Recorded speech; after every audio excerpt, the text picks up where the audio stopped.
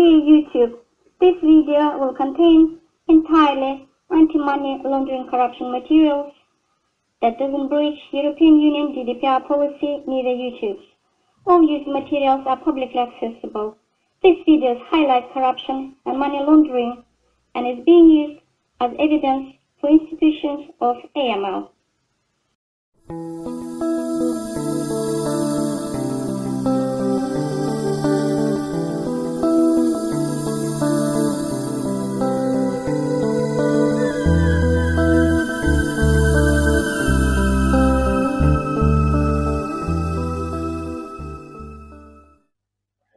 Selamun aleyküm iyileşler. Orada köpten beri ekrana çıkmadım. Sebepleri oyuncu çok için şu ülkede biraz hatavat verendiydim. Yetati beni meşgul eden işler yani Türkmenistan'da korrupsiyon schemaları vardı. Çok limonu çözüp başladık. Böyle iş katı bizim çak edişimizden hem katı uçuktu. Bu da aydakların yani spesialitler uğruna kellelerini tutuyordu. 20 yılla Türkmenistan'da yine Kovsuzluk Komitesi'nin algıt nalog kuruluşunun prokuratura tamoşniyan yani gümrük idaratının algıt idaratının din ekonomikan yetmedik işler vardı. Ne takminara demediğimizde yılla Türkmenistan'dan gazdan başka, gaz bunun içine giren o 7 milyardan 12 milyarda çenli yılla Türkmenistan'ın iktisadiyetinin dolanışından çıkarılan yurt dışına çıkarılan valutan miktarını gördük de 20 milyar şeyle kendine. Bu çırpımlı o gittikçe de çırpımlaştırılan yankı pulu aklama mekanizmalar vardı. Yani son nemelerini açıp başladık. Ben bir kanak mutalını görüyorum. 20 yılla yani 8-9 ortalama 8-9 milyar dolar taşına çıkan olsa iktisadi dolanışıklarını ayırlayan olsa bu ummatı zaten misal için yine yani kimya denagatından yılla 6 milyar bilen 7 milyar aralığında pul taşına çıkarılıyor da dolar. Dedim Türkmenistan'ın iktisadi dolanışından çıkıp gidiyor. O gaz pulunu biz alamda o mentek gaz pulu başka gazdan gelen makinatlar entek onu bir yeten ok yani onu da yeter yoş. Ne şun tuğmasını gödüğünü göreyim ne 20 yıllar ne aylak bu ya. Şu niyadın doğurundan başlayatsa. Onun bulur ne aylak sistemada gidiyor. O yurundaşına çıkıyor. Pul ilkülek yankı esasi aktörlüğün artları görünmez yala. Kulak yakınrak karnaşına son o karnaşına şey Avrupa'nın Amerikan onun Dubai'nin Orsiye'nin iktisadiyetlerini oluşup gidiyordu. O tayda da 3-4 sefer yani iyileri değişip sonradan pul ağıtlanıp onun investit ediyorlar. Davut fabrik, kadinolar, çay, fabrikalar, şolara yatırım yapılıyor. Yani legal formasında yağlak görünüyordu. Yani bunu idarlap nemet oluyor bu dağıtları. Yani bir an uzundan başladık. Yani o katul dağıtlar çıkıyordu. Yani şu biraz hatavını vereyim. Onun şu ağaçların kurumalarda işlep gören adamlar vardı. Bunların hem şayat bunların şayatları yavaş yok ediyorlar. İşinden ayrın oluyorlar, batan oluyorlar. Bu tayda da iyi bir ölüyen ya da çürüdülen olan atlarım takbide kendi beğenim değil yani kâbir ulrak bu dipörlüğün ayrılandı. O tüm mevatlarını biliyat, o mulur yok ot gidiyade. O çağalara çuğulurum bir içinde, görü içinde galiyalarda. Ne şolur yalak yağday var, o ne biz gidecek kamanda bilen şu işi başladık da. Bu iş katı çılçılımlı inge bilen uygadan yalak gidiyor. Şu vakti nemete. Yönü stalitemiz boğuy 4-5 sanık yani çok münasırlı stalitler. Bir adam Avrupa'nın içinde de 10 adamın yerine egerli adamlar bulup çıktı. Ben çoğu atı beğeniyen öz yerli kadrlamış olur. Daşa yurtlu işlerden. Ben hayiş edecek nemem o şu işe İmtonu şayet bolup gören adamlar var da, solon sonu yok. Birinciden Devlet Topluluk Komitesi'nde işleyen adamlar var. O nalogu yani gümrük talgıt memleketinde işleyenler var. Gümrükte, min ekonomikada, hadinada, banklarda, şunun hemmesi şu korrupsiyon mekanizmine şayet birinciden. İkinciden belirleri var. Onlardan bildiğin bu zatlar bir yerde olmadı, bir yerde saklanıp kalmalılar. Çolardan ben Ullukan haişim bir de 20 yılla yani korrupsiyon skema bağlı olup iş yapan tasarruflu firmalar var. Misal için bu ya da Türk'ün tabancası var, Ahmet Çalık var. Aeroport kurdular, yeni vurdat kurdular. Şolun kuron obyektlerin adı. Şol proyektlerin menajerleri vardır. Başında duran şolun ağıtları. Biz yüzünü açıp aytmanı bize gerek gel, adını verip aytmanıdan gerek gel, bir de yüzünden gerek gel, yengden gerek gel. Bir de şol adamların adı ya da firman adı, kuron obyektlerin ağıtları, bakatın bilen ortamı bakadı. Bir de şu atlar, şu bilgiler bizim işim dengileştiriyordu. Sebebi bu korrupsiyon deme dünyanın niretinde olsa biz halkara kurumalarım bu işin içine çektik. O şular ortaya çıkan son hemmesinin hataları donduruluyor. Şu adamların hemmeden hiç erik kıyımlap bilmedi alak. Onun pasportlarını, vizalarını hemmeden dolduruyorlar. Bu iş katul iş. Çünkü siz beni kömek verseniz yine de bunu yani diye dersiniz. Olmasa insonu siz bu dağıtılan üstü açılıyor da o gidecek yeri yok. Bunun olmasa eğer açılıyor yuvaşlıkların kökler otuyorsa sizin hemen ya eden cinayetinize cevap vermeli olayan bu täällä hükümetin yönünde cevap vermeseniz şunun önünde şu an hükümetin önünde sizi şayet hükümde yok ederler sizin sağlığınızdan halk düşmanı yalak ol ecir çeker ilimize akıllarım düşünmeli sağlığınızı çoğulunuzun geleceğini düşünmeli in olmanla çünkü bize yani pator olan işgärler var misal için şolar nereden hem adını biliyat ve köpüsünü patrontaj ediyorlar da Google ol şolar kardilir diyenler var içinde. Ne şu ben haişim şu bir de ne ile köylüler bildireniz de nemesi yok bize sizin adınızdan mürekkep iş adınızdan mürekkep göre iyi öğrenmeleriniz hem meditasyon içinde bulur onun bu iş ulağa gider o kimin şu derin o katkanı ingon bilinir o çoğu orada ne buraya birleştirirsiniz ben ne bizden Ullukan haişim başka da yönü iyileşlerimiz ağıt bilyenem olsa ağıtlarını, firma ağıtlarını, dışarı yurt ya içeri yurt içindeki devletin içindeki firmalar demeleri yok. Ullukan obyektler vardır. şolar kim alıp var ya, adı näme?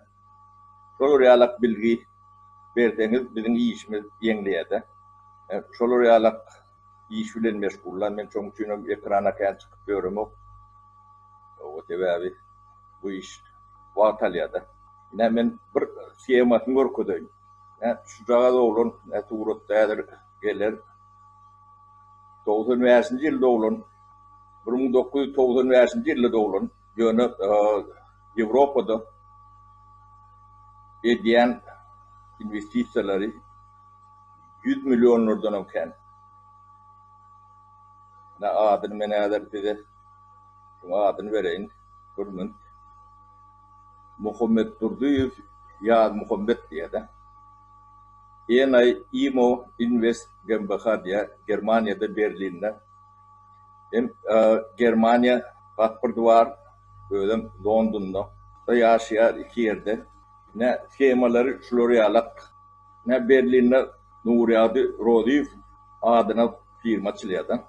Enerji direktör ne bu yankı kontakt ediyen demeleri Nurmurat Novokeldiv. Temem Immobilien GmbH diye Berlin'de. Onun İmam Aykal aktif şu kadar çılık nemeli şahslar ve obyektler aktif obyektler Elit Bau Berlin GmbH diye. Bunun hem de izleyicimiz yankı caylar, binalar, fabrikalar olmalı. Onun Enay Imo Invest GmbH diye bir investisyonlu şirket diyalak ne şu yankıcı Tuğrut'u kodlanı olan Yad Muhammed ödüm aktuali işlep diyor. O bir Türk adı var Bülent diye. Bülent Botuk diye. O ne pasif hem aralarını çıkarttırlar. Ne şu yıldemen yüzlenyen yeni o kadıklaptırlar demeden çıkarttırlar. Onu öğrendik. Ne biz bilen temata geçtiniz. O bilyanıma aitsanız bize ulu kömür ettiniz o. Yine de bir Türk atıllı Suat Yıldızhan diye. O da Berlin Zwerg GmbH diye. Ne şunun hemmeceti investisyonlu projektler yankı Germanya investisiya eden yalak olup görünüyordu. Bunun memelerini teretsek ne Muhammed Durduýew ya Muhammed Enay Imo Invest'in menajeri. 1995-nji ýylda bolan böyle. O menajer direktor 10-njy aýyň 6-syna 2019-19 ýylda bellenýärdi şu bezite. Yani Nuriyadi Rodiv diye. Berlin ne demeleri kontaktları şeyleri diyene. Görýäňizem şunun her biri bir obyektdir. Bular ýöne yankı Berdi Muhammedowyň ýegenlerem däl bu wezipeli adamlaryň çağalarynyň dowlatlary ýa garnaşlary şoňa meňdeşneme öz atlaryny goýan oklarda. Bu intoňy toňuny ýydarlap tapyp bolýar. Onun tapar ýoş-ýoş. Ne firmalary şeyleri diýär. Manager direktor Enay Imo Invest 10-njy ýyl 1919 ýyl bellenilýärdi. Ne daşary ýurtda transaksiýa ýa-ni pul eýlek geçirilen neme 20 ýyla çen taklanýar. Gidýän ýeri ýok. Biz data bazalaryna girip bilýär. O at berseňiz firmaň ady çykdy. Biz boloýluk bilen tapyp bilýärse. Ýöne şu wagt Türkmenistanyň investisiýa eden şahslary gözden geçirip görse, şolun hemmejetiniň bir gyrasy Türkmenistanyň korrupsiýa bilen bagly. Ine şu ene şirketine her hepdede 50 000, 25 000, 30 000, 100 000, 300 000, 500 000 o Türkmenistanyň bankyndan daşaryk o pul transfer edilýärdi. Türkmenistan'da da studentler bankomatlardan pullarını at bilen okurda, göğürlön pulları. Bunların ne 100 miňläp, 200 miňläp bir hepde çıkarıp bilýärler de. Ne çıkarýarlar? Mene doğru alamat. Ne 20 ýaşly bolan. Biriniň taşrak garnaşdyr. Şolar ýalak firmalar bilen gidiýär bulan işleri. Adamlar şulan edýän zatlary şeylere bu 20 ýyllar şeydir. Yani Türkmenistan'ı soğun koyun ýalak. Bu daşna çıkarılan pul Türkmenistan'ın iqtisadi dolanışından çıkarılıyor. Şu tebin garipliğini de, gedayliğini de itaat nemeti şu. Bu işi elbette yani Howpsuzlyk Ministrliğinin işi, salgıt idaratının işi, hadinaň işi, prokuraturaň işi. Hemme hem şunun içinde diýmek geli var. Biri görmedik bolýar, o da mut görmedik bolýan näler. Ne şol edaralarda işleýänlerin çağalarynyň nemeleri atlary geçýär şu taýlarda. Şoň üçin Türkmenistan gaty bir agyr demeden geçýär. Finadan geçýär.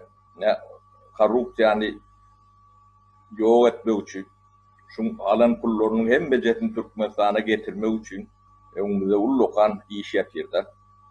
Ben şol işler bilen meşgul diýjegini o 3-4 tane yerli illeşlerimiz var.